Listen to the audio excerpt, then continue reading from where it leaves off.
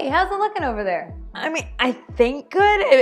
It better be good. I've simmered this thing for like hours now. But wait, did you add?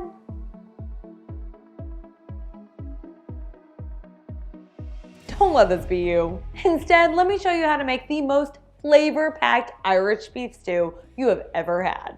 One with a thick and hearty sauce and tender cuts of beef that all of your friends and family will be raving about. To start, you'll need 2 pounds of either beef stew meat or boneless short rib.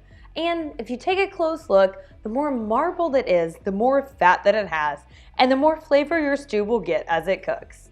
If it's not already, you'll want to cut the beef into about 1 to 2 inch chunks. Then, dab the beef with a paper towel to remove any excess moisture. The moisture will prevent the beef from crisping up when we sear it here in a second. Then grab a small bowl and add 2 tablespoons of flour. Use a gluten-free 1-to-1 blend if needed. Half a teaspoon of salt and 1/4 teaspoon of black pepper. Whisk until it's well combined. Add the cubed meat to a large bowl and then sprinkle the flour over top. Give the meat a good toss until it's evenly coated in the flour. Add 2 tablespoons of oil to a large pot, or I like to use a 5 to 6 quart Dutch oven over medium heat. Let the oil come up to temperature before adding in the beef. You'll hear it begin to sizzle. This is important as you need the oil to be nice and hot in order to get that crusty sear. Add the meat cubes and sear for 4 to 5 minutes on all sides, making sure to scrape the bottom of the pot to remove any bits or pieces that might be stuck. This is really important because you don't want those bits to burn. Remove the meat from the pot and keep it on a plate until you're ready to use it. Next, add 2 tablespoons of butter to the pot. Wait for it to melt, and then add in 1 small sweet or white onion that has been finely diced. Sauté for 2 to 3 minutes, or until the onion becomes translucent.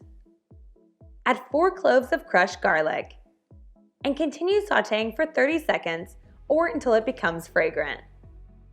Add an additional 2 tablespoons of flour and 2 tablespoons of tomato paste. Mix it together until a thick paste forms. And now the moment we've all been waiting for, that secret ingredient. You probably thought I'd never get here, huh? But we're going to be adding in an entire bottle of Guinness beer.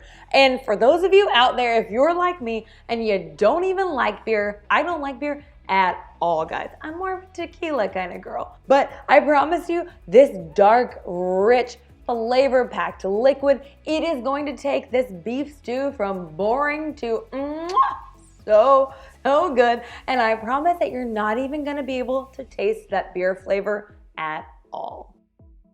So pour in an 11-ounce bottle of Guinness Extra Stout, along with 2.5 cups of regular sodium chicken broth. You can opt for beef broth, but personally I think it makes the stew a little too rich. 1 tablespoon of brown sugar. You can leave this out, but I think it adds a nice subtle sweetness to the stew. 1 teaspoon of dried thyme, half a teaspoon of dried rosemary, 2 bay leaves, 1.5 teaspoons of salt, and half a teaspoon of black pepper. Stir until everything is well combined. Add back in the meat, turn the heat to high, and bring everything to a boil. Once it's boiling, reduce the heat to medium-low, cover the pot with a lid, and simmer for 1.5 hours. And now we wait. But luckily this is a lot of hands-off time. So you can go and do whatever you want around your house, maybe take a quick peek on the stew every 30 minutes or so. But during the last 10 minutes, what you will want to do is start prepping those carrots, celery, and potatoes. Yeah, this stew is gonna get a lot of veggies added in at the end. But we didn't want to toss them in with the beef because they would get entirely too mushy if they cooked the entire time. So you'll need to dice 2 ribs of celery, peel and slice 2 large carrots, and peel and then cut half a pound of russet potatoes into 1/2-inch cubes. Remove the lid and add the diced celery, carrots, and potatoes.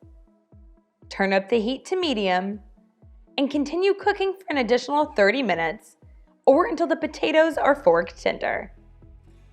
Before serving, make sure you fish out those bay leaves.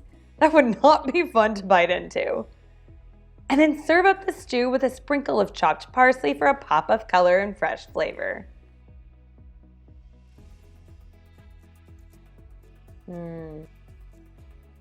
Oh my God, so much rich flavor from that beer, those hints of herbs, and that beef. It is so perfectly tender. But guys, you know the drill. I cannot wait to hear what you think, so be sure to leave me a comment. Also, if you want another Irish dish, that's hard to say that one 10 times fast. If you want another Irish dish to cook up next, then you have got to check out these stuffed cabbage rolls right over here. Thanks so much for hanging out. I will see you in the next one.